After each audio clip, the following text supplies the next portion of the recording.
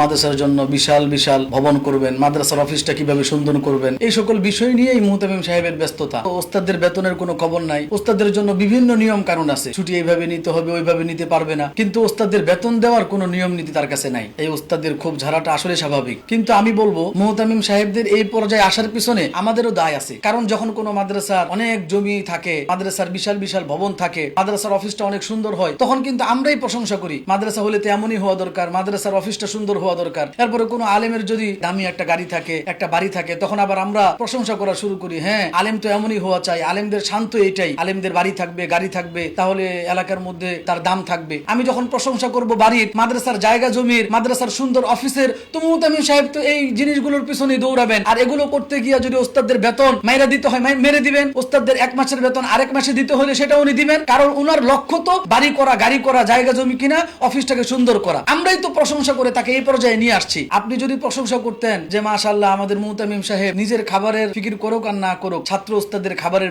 ফিকির করতেছেন, নিজের বেতন নেক আর না নেক, ওস্তাদদের বেতন সময় মতো ক্লিয়ার করার জন্য তিনি পেরেশান থাকেন, এরপরে গরিব মিসকিনদেরকে দান করেন, আমাদের মাসিক যে বেতন আছে এই বেতনের বাইরেও তিনি মাঝে মধ্যে আমাদেরকে হাদিয়া তোহফা দেন। আসলে মানুষ যে জিনিসের প্রশংসা শুনে, যে জিনিসগুলোর আলোচনা মানুষের মুখে মুখে থাকে, ওই কাজটা করার জন্য মানুষ উদ্বুদ্ধ হয়। এই পোস্টের কমেন্ট বক্সে এসেও অনেকে নেতিবাচক মন্তব্য করতেছে। নিশ্চিত এই মুহতামিম সাহেবের অন্য কোনো ধান্দা আছে, নয়তো মাসের বেতন মাসে কি পরিশোধ করা যায়। আবার এই কাজটা যেহেতু করছেন আল্লাহর জন্য, তো ফেসবুকে এসে পোস্ট করা দরকার কি? আরে ভাই, আমরা এই কাজগুলো করতেছি যাতে করে আমাদের এই কাজ দেখে অন্যান্য মানুষেরা উদ্বুদ্ধ হয়। আপনার উচিত আমাদের এই কাজগুলোকে উৎসাহ দেওয়া, সমর্থন করা এবং প্রচার প্রসার করা। যদি আপনি না পারেন অন্তত চুপ থাকেন, নেতিবাচক মন্তব্য করবেন না। একদিকে আপনি হাই হাই করবেন বেতন না পাওয়ার জন্য, আবার অন্যদিকে যারা কাজ করতেছে তাদের বিরোধিতা করবেন, এটা আসলে হয় না। আল্লাহ পাক আমাদেরকে সহিটা বুঝার তৌফিক দান করেন।